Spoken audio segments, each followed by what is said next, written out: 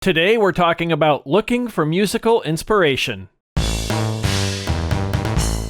Freebeat.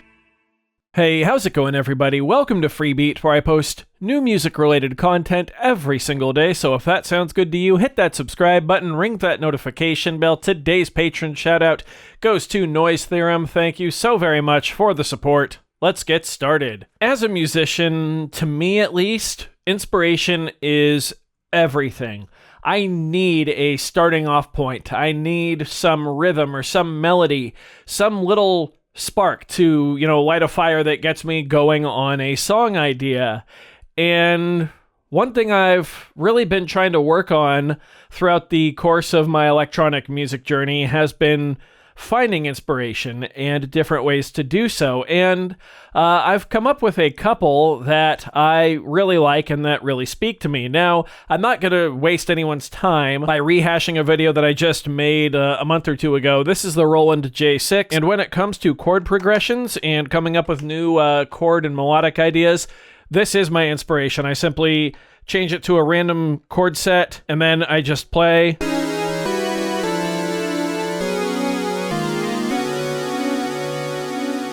Until I find a selection of chords that really speak to me and that I can hear a melody around. Sometimes I'll force myself to use chords that I would never use, like, I don't know. Take that, throw it into the computer real quick, and then start working around with a melody on it, or even record that into Koala Sampler on my phone and start working with it. When it comes to melody and stuff like that, the J6 is what I use to inspire myself. However, lately, I have been using the Korg Volca Drum a lot for inspiration rhythmically. And that's because it has a full randomize feature for both the sounds that it's making and the rhythms that it is producing, via the sequencer, which the sequencer by itself is fairly easy to use. We can get a 4 on the floor pattern. Just like that. That is a speedy tempo. Holy cow. There we go. Those were quarter notes. It's fairly easy to get a pattern going. You can just go ahead and throw some hi-hat in here, and then snare drum on 2 and 4. There you go. Really easy to get going there. But the randomizer, like I said, is really the feature here that has kept this thing on my desk more than really any other piece of gear I've got right now. I like it because you can randomize per drum part. So let's say I want to keep the kick drum grounded, but I want something different in the hi-hat. So I go to the hi-hat track, hold down function, and randomize pattern. Okay, got some swing. There we go, turn that down. And I kind of listen to that hi-hat pattern and I'm like, okay, what can I do with that? We can mute the other parts. Listen to that hi-hat. Okay. There we can see it laid out. And I can start working from there. Now what I might do if I really like that pattern is to just record the Volca Drum right into my computer or into another recorder that I have, like the Live Track L12 or maybe the Sample Track or the Deluge or the MPC, something, so I can have that rhythm. So I can use that rhythm as a starting off point. However, if I don't like it, we can simply randomize it again. You can do it while the sequencer is running or while it's stopped. Sometimes I'll tweak a pattern too. So right now I'm hearing this as da da da da da da da da da da da da da da da da. So if we want to change that, there we go. And I'm kind of hearing this one with some release. There we go.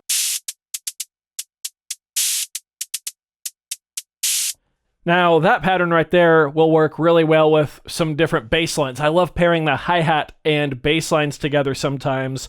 It can produce some really interesting results and frees up other sounds to take on slightly different roles like pads and leads and arpeggios especially.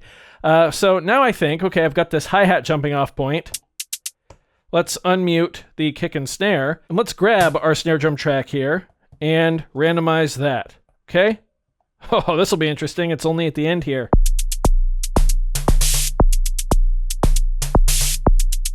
Ooh, looks like we might have some probability here. Okay, let's change it again. Again. Keep going.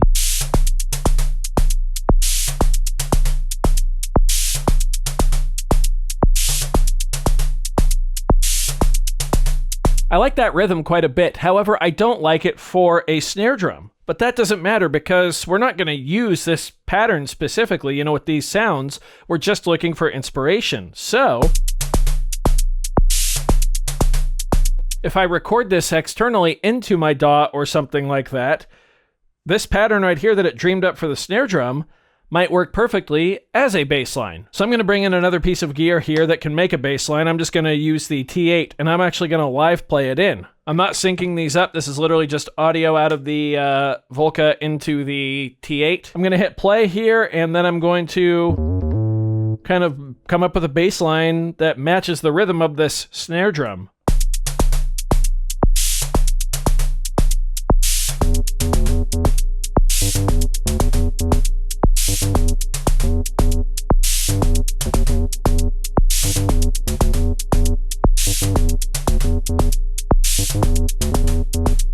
Okay, and I kind of like it on the and there, or the sorry, of beat 2.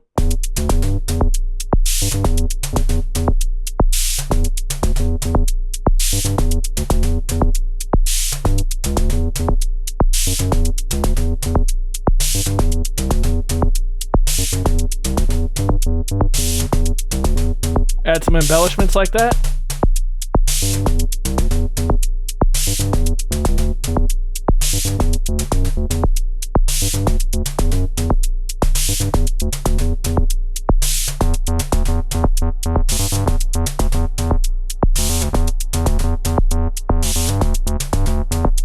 Yeah, just like that. You know, now we're off and running. And it's even better if you have something recording all of this. For me, I just have this one output here going to my live track L12, which, since it's also how I'm recording the audio for this video, I will have this file and it's something I can pull up and just listen to when I'm looking for inspiration, which is another piece of advice that I have.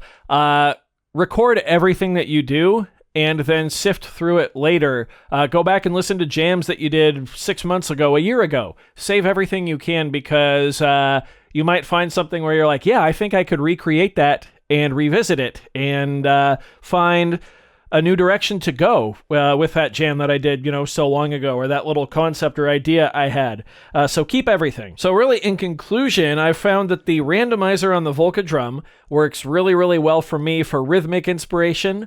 I can pair it up with the J6 for chordal inspiration or melodic inspiration. And sometimes you can even take drum parts rhythmically and apply them to melodic lines like bass lines or melodies. At least in rhythm. I find that the more and more you just listen to something over and over, your brain will start to hear melodies out of rhythm. Just like what happened there.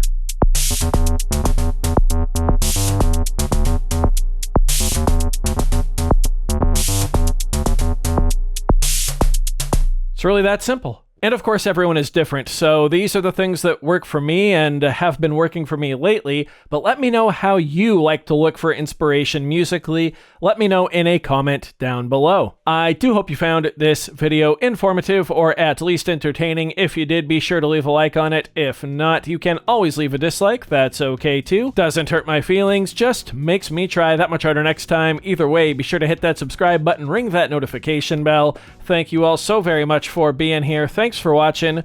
We'll see you next time. Bye.